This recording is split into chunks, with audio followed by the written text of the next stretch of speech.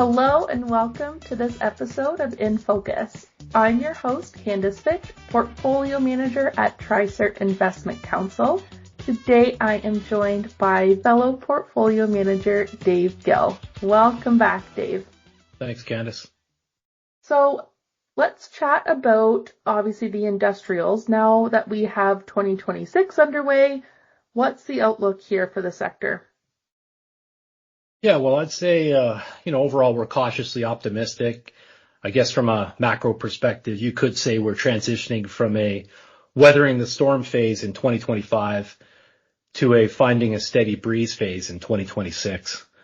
In the U.S., this breeze appears to be a bit of a tailwind as significant AI investment continues to be the primary engine for the economy.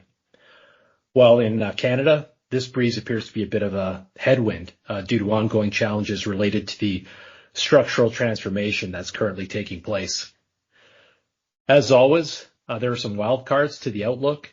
Inflation has been stubborn, the labor market has been uninspiring, and monetary policy uncertainty persists, particularly in the U.S., as the Federal Reserve welcomes a new chairman later this spring.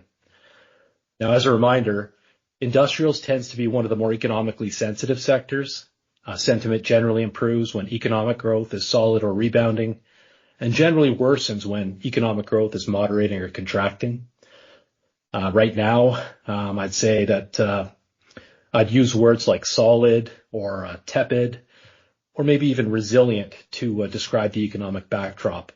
Of course, this view may need to be updated or adjusted as incoming data arrives and as we move through the year. From a fundamental perspective, the industrial sector is expected to book reasonably solid earnings and revenue growth this year, although valuation, like the rest of the market, appears to be a bit elevated. So to answer your question, overall, I'd say the outlook is mixed, but at the very least, there does seem to be some opportunity for a broadening out of performance this year relative to 2025. Perfect. And it kind of sounds, like a tale of two different countries here. I know that we have core picks on both sides of the border. Are there any of those core picks that we should chat about today? Yeah, absolutely. I thought it would be interesting to highlight a U.S. industrials stock. The company's name is Automatic Data Processing, or ADP for short. ADP is a global leader in payroll and human capital management solutions, servicing the full scope of businesses from small and mid-market to global enterprises. The company went public in 1961 and now boasts over 1.1 million corporate clients and pays over 42 million employees in over 140 countries and territories. You'll recognize it as our payroll provider. ADP primarily makes money by offering a wide range of cloud-based HR products and outsourcing solutions that help companies basically manage HR tasks such as payroll administration, talent management, time off, tax, and benefits. The company recently reported their second quarter fiscal year 2026 results, which came in modestly ahead of consensus expectations on both revenue and earnings, and they also raised their outlook for the rest of the year. To be clear, company fundamentals have been fairly resilient despite the low-fire labor market backdrop. Having said that, payroll and HR services stocks have been under considerable pressure lately. The key driver of this weakness was the early February announcement by frontier AI lab Anthropic that it was launching a series of plugins for its Claude Cowork agentic desktop app, which sparked a vicious and indiscriminate sell-off in software-related stocks that erased more than $250 billion in market value almost overnight. Using a simple analogy, here's basically what happened. Pre-announcement, the AI labs could basically be thought of as the engine manufacturers, the software companies themselves as the car manufacturers, and then the software companies' clients as the drivers. So the base case was that the AI labs would provide things like APIs and raw models to software companies who would then enhance their products, making them more appealing to customers. To continue with the analogy, pre-announcement, the relationship was between the car manufacturers and the drivers, or the software companies and their clients. But now Anthropic has basically made a startling declaration that they're going to stop selling engines and start selling cars. Obviously, this has the potential to be very disruptive development with a wide range of outcomes for software and related industries. The market's initial reaction was that this is an existential threat. But even if it's not, other negative outcomes could include increased competition and pricing pressure. In addition, a lot of software companies use seat-based pricing models, and if these agents are rolled out at scale, this could result in lower headcount and therefore fewer seats. Gotcha. It does sound like there's a lot of potential implications to software in general by your comments here. How might that impact ADP specifically? Yeah, well, I think, ADP and the payroll services stocks are really just trading down in sympathy. For ADP specifically, it's getting caught up in all of this for two main reasons. Number one, its employer services segment, which offers a wide range of cloud-based HR products, basically, and it basically operates as a SaaS model or a software as a service model. And this segment accounts for about 2/3 of revenue and a big share of its profits. So because it is a SaaS model or a software as a service model, and it accounts for such a large portion of revenue and profits, people are concerned about that recurring revenue stream. Secondly, the rapid advancement of AI, as evidenced by Anthropic's recent announcement, has resulted in growing fears of widespread job displacement, and that may be closer than many people realize. To my knowledge, ADP doesn't disclose their client mix, but it's likely representative of the broader economy. Having said that, a white-collar recession or worse would not be good for business. Despite all the noise, ADP's management has been consistent in their messaging that the company continues to lead with best-in-class HCM technology or human capital management technology, and that ADP has been or has a long history of not only adoption, but adaptation to innovations like big data, predictive analytics, and now AI. In fact, AI remains central to the company's technology strategy, as evidenced by the recent integration of agentic AI, branded as ADP Assist, into their product platform. In addition, it seems reasonable to think that ADP's operational sphere may provide some insulation from disruption. So if you think about payroll, it's a mission-critical service that not only acts as a system of record between employers and employees, but also involves trust, fiduciary duty, and liability. So if you think about it, basically ADP supplies critical financial infrastructure that is somewhat similar to a bank. And just as an example, ADP's unofficial third segment is its clients' funds operation, where ADP collects cash from employers before disbursement after deductions to employees.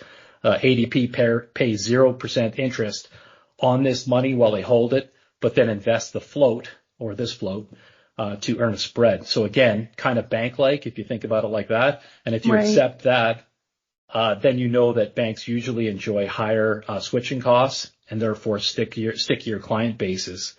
Regarding the other headwind, the employment picture, while the company's management acknowledges the ominous headlines, especially more recently, they're describing the overall backdrop from an employment standpoint is somewhat stable.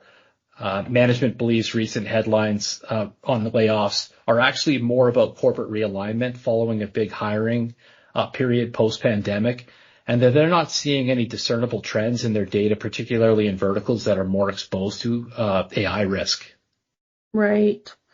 I know in our most recent research meeting, you pointed out again that ADP specifically, along with many of our core picks, increased their dividend again, have increased their dividend, annually for a substantial amount of time. And I think it's important to point out some of those fundamentals too to our people when it sounds like there's a lot going on. And I know the headlines change every day with AI and, how we're going to integrate it into day-to-day life. But where does that really leave us, with ADP or the industrial sector as a whole going forward? Well, I mean, I think you raise a good point. I mean, our well-defined investment style is quality, and so what I thought might be helpful is just to shine a light on what quality attributes ADP has as a company. Yeah. And I think overall, if you think about what's going on here, this is sort of your classic clash of narratives between actual company fundamentals and current market sentiment. Make no mistake, ADP has all the hallmarks of a quality company. And right. I've jotted down, 5 or 6 kind of points as to why I believe that. Well, firstly, as I mentioned earlier, it's a market leader with significant scale. It's got more than 1.1 million corporate clients, pays more than 42 million employees in more than 140 countries and territories, and that includes 1 in 6 Americans. Wow. On top of that, it's got a long track record of consistent revenue and earnings growth. I think over the last 10 years, revenue is tracked at a compounded annual growth rate of about 6% and EPS at a compounded annual growth rate in the low double digits. Just from a operating model perspective, it's an asset-light model with 90% recurring revenue.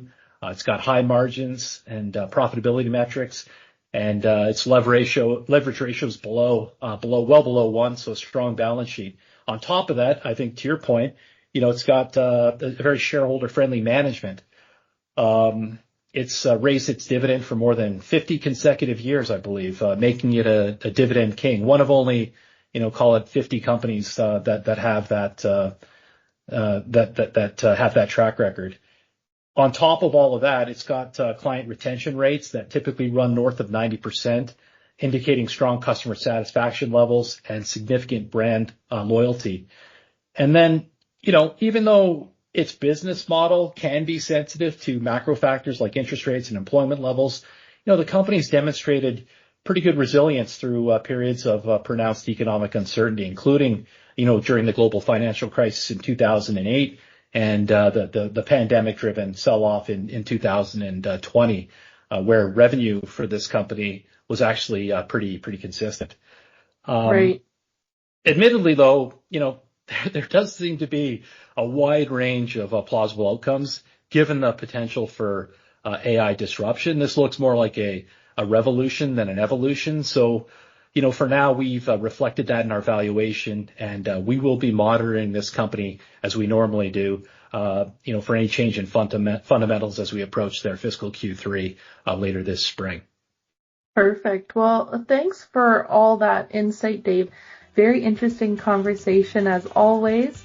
Of course, if any listeners have any questions about today's topic, you can always reach out to your TriCert Investment Counsel Portfolio Manager or your financial advisor at your accounting firm. Take care. This podcast is provided for informational purposes only and does not constitute investment, tax, or legal advice. Any investments and/or strategies discussed may not be suitable for all listeners and should be considered based on individual investment objectives and circumstances. Listeners are encouraged to seek advice from qualified professionals before making any financial or other decisions based on the content of this podcast.